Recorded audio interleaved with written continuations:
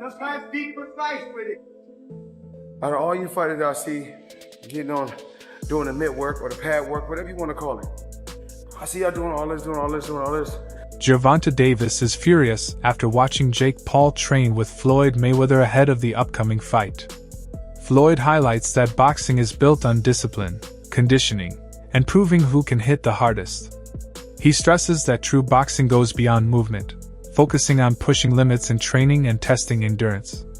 His words create tension as Davis feels sidelined, while Floyd praises Jake Paul's dedication and willingness to step into the ring. Whatever I do, it could be basketball, football. My dad introduced me to boxing in 1977, and I just took it to the next level. I love boxing, I love competing, and I love being the best. What's good with the fight camp so people can compete with one another, push each other, and it's fun.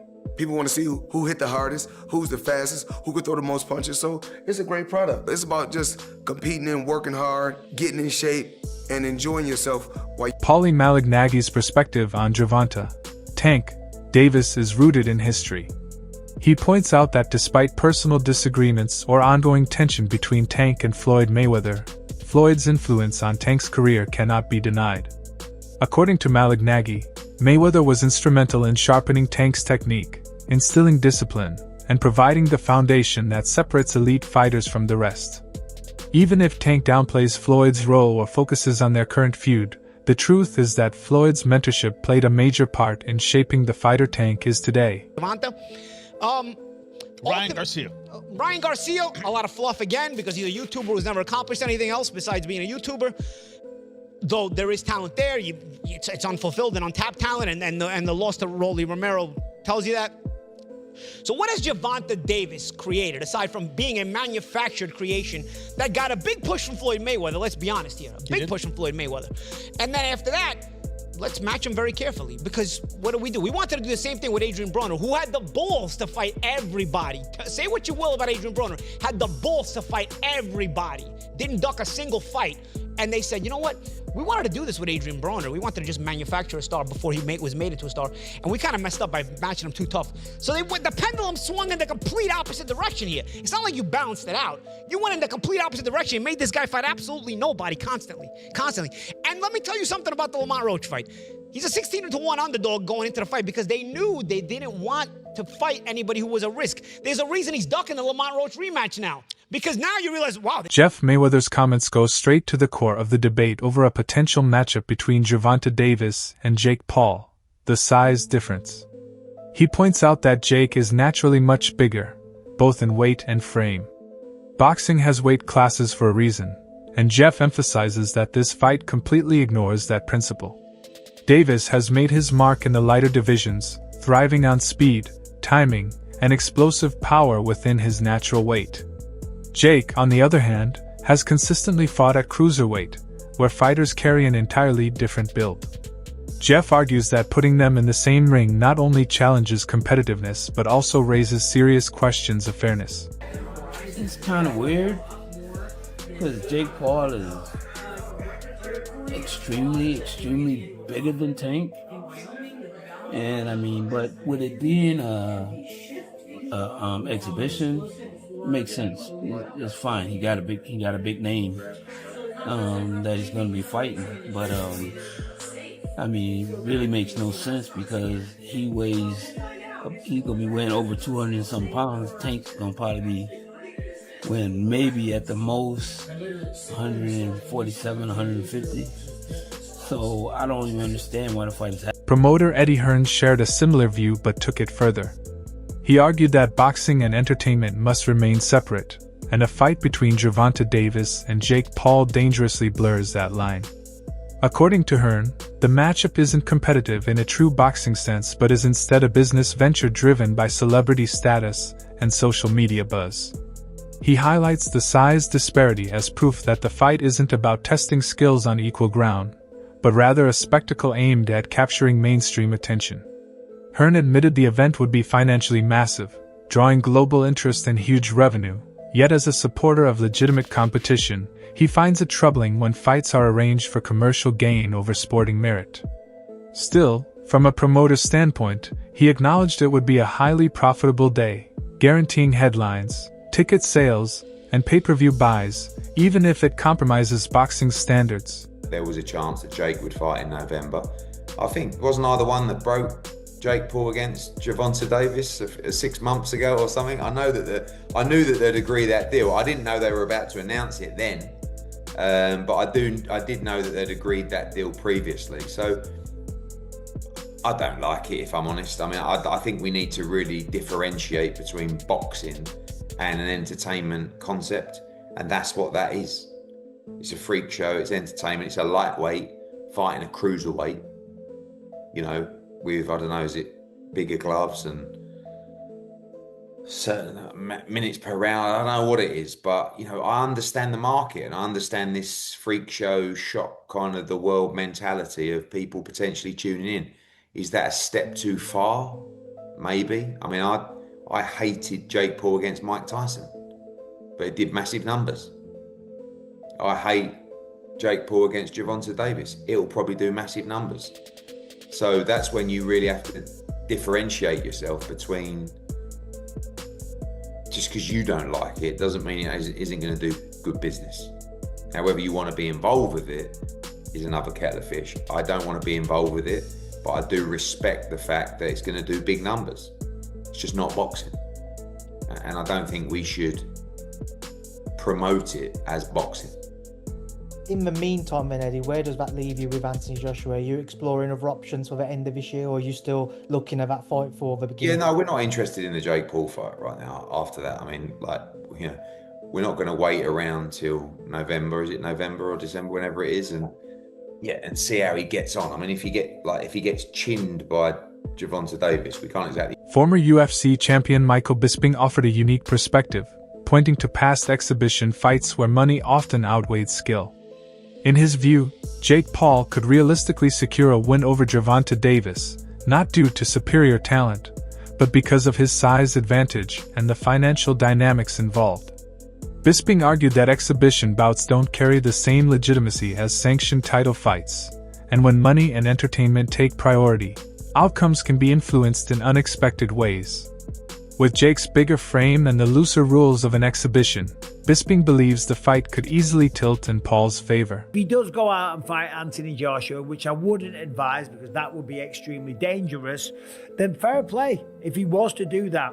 And all the critics and people like myself would have to shut the hell up, because I always said he's looking for fights that were manufactured, looking for fights that were predetermined. And by that, I don't mean fake fights. I don't mean fixed fights. I mean fights where the odds are so stacked in his favor that of course he's going to win. And of course, we see this. The latest match that's going to go down November 14th at the State Farm Arena in Atlanta, Georgia. Jake Paul is taking on, you've seen it by now, Gervonta Tank Davis. A man that is a lightweight in boxing. Now, lightweight in MMA is 155 pounds. Lightweight in boxing, 135 pounds. Jake Paul, I think when he weighed in for Mike Tyson, was 227 pounds. Official weight, 227.2 pounds. That is, if I'm not mistaken, a 92-pound weight difference. Almost a 100-pound weight difference. It's insane. Let's say he comes in at 200 pounds. It's still a 65-pound weight advantage, which is absolutely ridiculous. How can you be out there claiming to want to fight the best people on the planet and then going out there and taking on a guy that is maybe 92 pounds heavier, that is at least 65 pounds heavier than you? That is called one thing. That's called being a bully. It was bad enough when he fought Mike Tyson, a man that was 58 years old, and he was walking around like, I just beat the baddest man on the planet. I just destroyed Mike Tyson and went out there and I beat him, and him and his brother are all celebrating and shit like that. It's like, dude. The Weight Concept host described Jake Paul as a master manipulator, portraying him as someone who knows how to provoke opponents and create openings. He argued that Jake baited Gervonta Davis into this matchup by flaunting wealth, generating hype, and presenting an irresistible financial offer. In this view, Davis isn't chasing legacy as much as he's responding to the lure of a massive payday. The host stressed that Jake's true skill lies outside the ring, in marketing, promotion, and psychological manipulation. By leveraging his platform and flashing his fortune, Jake pushed Davis into accepting a fight that may not make sense competitively, but makes perfect sense financially. It isn't necessarily far-fetched to try to have his own advantages when trying to fight other boxers that have been far more experienced than him, but this one's a little too much, right? This one is crazy because of the massive weight difference. It doesn't make a ton of sense. But again, as far as a sport fight is concerned, I want to make sure I make that clear. Again, this is not me hating on it, because I do think that both guys have been very upfront with what they're doing in this fight and what their goals are with these kind of events. But the narrative Jake's trying to create as if this is like proving anything for him fighting a real fighter when Gervonta is so much smaller than he is. It'll prove something in the fact that Jake is willing to put on great events, but it won't prove anything to the people that are asking him to fight a real fighter. I will say though, if Jake goes out and flatlines Gervonta, the casual audience that will say Gervonta smokes Jake completely and utterly, like it wouldn't even be close, that will change their minds a little bit. Not the people that know boxing, but the people that are going to watch this, the casual viewers that know the name Gervonta Davis and know the name Jake Paul. If he is to compete with Gervonta at all or look good in that fight, people will in some way accept that. Or they'll do the other thing where they just say the fight's rigged, which has never been the case, but you get what I'm saying. What Jake is doing is trying to convince a casual audience that he belongs in the ring with bigger names. If he's able to hurt Gervonta at all, that might actually do it. The undefeated lightweight champion of the world. With a record of 30-0, 28 knockouts. And this one is over. The brick He's been hand. boxing since he was 5 years old and turned pro when he was 18. Oh, Gervonta Davis at 22 becomes the youngest champion in boxing. And guess what? Just like everybody. Ryan Garcia, a longtime rival of Gervonta Davis, was blunt in his take. He dismissed Jake Paul's move as a cheap publicity stunt and argued that the only reason Davis accepted was money. Garcia insisted that true fighters chase legacy, championships, and history, not paydays against bigger opponents. To him, Tank's decision undermines the purity of competition, trading greatness for financial gain. His criticism carried a familiar edge of rivalry, given his ongoing feud with Davis, but it also echoed a broader concern that this fight is less about proving skill and more about cashing in. For Garcia, the move lacks dignity and damages the credibility of everyone involved. About it, it's a whole thing. A lot of people liked it, didn't like it. Yeah. How did you feel when you first saw that it was a thing? It pissed me the fuck off, bro. Yeah, why? It's just disappointing on mainly Jake's end. You know, we're not falling for the Disney Channel bit no more. We're not falling for you're not a fighter no more. We're not falling for that. You know, you're ranked as a cruiserweight and you're out here trying to fight a lightweight. And then on top of it, you were just talking about fighting Anthony Joshua. That doesn't make no sense. And, you know, I just felt like it was a disgrace to boxing and kind of it was not a good move by Jake Paul. You know, I understand people saying, you know, Gervonta got to go get his money, you know, blah, blah, blah. But, we're not talking about that shit. We're talking about the sport, bro. We're not talking about, oh, you got to get that money, bro. Yeah, but everybody's open to criticism. That's the whole point of this media shit. That's why they talk about basketball players. They don't talk about, well, LeBron's making too much. Nobody cares, bro. If LeBron's missing the shot, he's missing the fucking shot. So at the end of the day, bro, I just thought it was a disgrace to the sport. Because on one end, you know, you got the casuals, right? The casuals don't see the weight difference. They see Jake Paul and Gervonta Davis. Yeah. And if Gervonta Davis doesn't fuck up Jake Paul, they're going to think Jake Paul is some pound-for-pound champion type of fighter. Yeah. And to me, that's just it's tricking the public, and it's kind of bullshit, bro, at the end of the day. Because at the end of the day, if Gervonta was Jake Paul's size, we wouldn't even be having this conversation. There probably wouldn't even be a fight. Yeah, you know what I mean? So I just think that former champion Sean Porter emphasized a familiar theme in Jake Paul's boxing journey. Fighters accept his challenges for money, not respect. He noted that Jake has drawn credible opponents into the ring because of the financial rewards. But despite building a resume, he has yet to earn genuine admiration from the boxing community. Porter explained that money may open doors, but respect comes from skill, legacy, and meaningful victories. To most fighters, Jake is a lucrative opportunity rather than a legitimate competitor, and that keeps him from being embraced by traditional fans. While Jake's influence as an entertainer is undeniable, his presence in boxing remains polarizing. For Porter, this fight fits the same mold, a high-profile event fueled by dollars, not the respect that defines legendary careers. And when you guys go off, they go into the next man. So if y'all can make a big payday, go get that payday. The sport of boxing don't love you. And that's the problem with this sport. It's like what Jake Paul did, man, it's crazy, but people getting paid off of it. Yeah. So if he can call any one of y'all out and y'all can get that payday, I say go get it, baby. I'm not mad at it. For me, and I'm not mad at this move at all for Tank Davis, but I think when it comes to boxing fans, there's an essence that comes with this sport, and it's an essence that hasn't been lost, unlike other sports. For an example, with football, we come from the hitting days. Yeah. Can't hit nowadays. You know what I mean? So boxing hasn't lost its essence. You know, they're trying to make it safer and all those sorts of things, but there's still this pureness to boxing that really doesn't exist in sports anymore, but it's still there with boxing. I think that's why people have such a problem with this kind of move from Tank Davis. Is it more the heart? How do you guys feel being boxers? Man, like once you hear the numbers, I'm like they're talking like I don't know the official one. They're talking about like 100 mil. Oh, damn.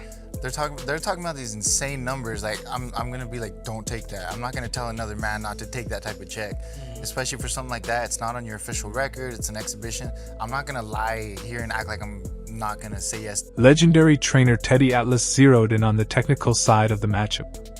He acknowledged that Gervonta Davis is far more skilled, with greater experience, championship pedigree, and versatility compared to Jake Paul's limited resume. Still, Atlas stressed that weight is a serious factor. Skill can bridge many gaps, but when the size difference is extreme, even elite fighters run into problems. A naturally bigger man can take more punishment and deliver heavier shots, making the fight inherently dangerous. While Atlas respects Davis's abilities, he cautioned that the weight disparity adds a risk that can't be ignored. His comments highlight the core tension of this matchup.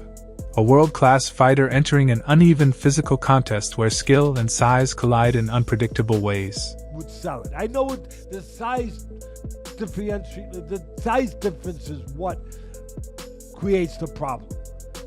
The optics, the look, the reality. I mean, you got one guy who's fights at 135 pounds, and you got another guy who fights at 200. I mean, just that alone, yeah. But you also, and I'm not saying I want this or I like this when I heard it. No, I didn't like it, to be honest, for the optics and everything else I just said. But you do have one guy who, yeah, he's smaller, but he's a top fighter. He can punch, and he's fighting a guy who's not a top pro fighter, who's bigger. What if he hits him on the chin? What if he hits him on the chin? It'll wind up selling. And that's what'll wind up selling it. The what if. What if Tank makes him do a cha-cha? He hits him on the chin, and Jake Paul, we're going to find out if he can dance. Whoa. You know, do the cha-cha. That's what's going to sell it. And you can't argue that what if. You can't. I know I get to places that other people won't go and everything else. They just dismiss stuff because it's easier to do that. It's safer to do that. You don't have the bows and arrows coming at you from people that argue with you. That's it for today's video. Stay tuned, and until next time.